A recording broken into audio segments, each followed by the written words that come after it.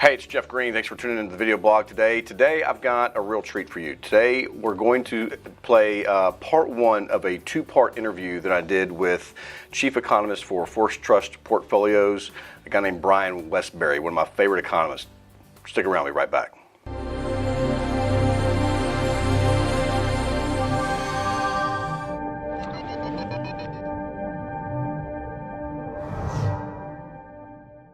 Well, we're in Austin, Texas today with our friends from First Trust Portfolios, and I got to tell you, most guys would be happy to be sitting next to their favorite athlete, talking a little sports.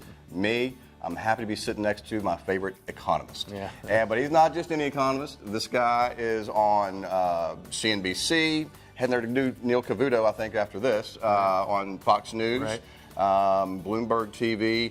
He's everywhere. He is none other than First Trust Portfolios Chief Economist Brian Wesbury. Brian, hey, thank you. Thanks, Jeff. Great to be with you. My clients, based in Houston, Texas, most of my clients are oil and gas related. What are your thoughts here? I know energy's moved up a little bit. Do you have any thoughts on the energy sector in general? Right, exactly. And so I used to have my first boss in economics always had a saying that in the Bible it says, an ounce of gold will buy a fine suit of clothing. And if you think about that, $1,200, that's a fine suit. I know there's more expensive ones and cheaper ones, but really there's an economic theory there. And what it says is that prices ought to be related over time. I mean, if this was true 2,000 years ago, it's true today.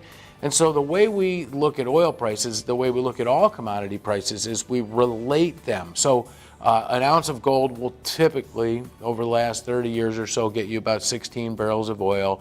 If you do that with copper and corn and soybeans and build a big matrix, it says that oil is worth 55 to 65 bucks a barrel. So I would argue that we're pretty close. Now remember, when oil was over 100, that's what I said. It's too high. When it was 28, that's what I said, and now we've come back.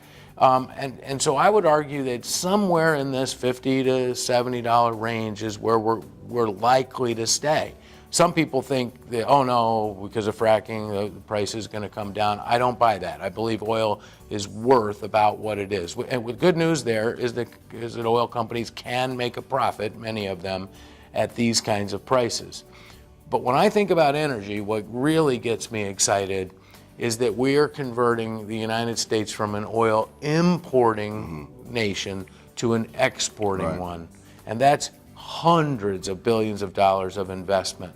So there's not just the production of energy and natural gas, or oil and natural gas, but there's also the transportation of it. And I think we can't ignore MLPs in that investment space, because it's going to be a massive hundreds of billions of dollars of investment in that arena in the years ahead. All right. So, and speaking of MLPs, what about like the major oils, the Exxons and Chevrons of the world? You know, and I want to be a little careful there, because it's not my focus to figure out valuation, but everybody that looks at valuation says that right now they're pretty cheap. In other words, they're priced because people seem to think oil prices are going to fall again.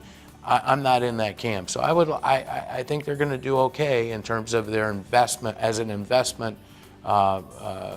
over the next few years. Okay, so not to press you too much on valuation, but we see Dow at 23,000 new highs, et cetera. Do you have an opinion on just market valuations in general? I know you use a pricing model. Yeah, so there's a lot of different ways, right? You could just use a simple PE ratio, like you look at the price of equities versus their earnings, and if you look at those models, they say the market is kind of fairly valued.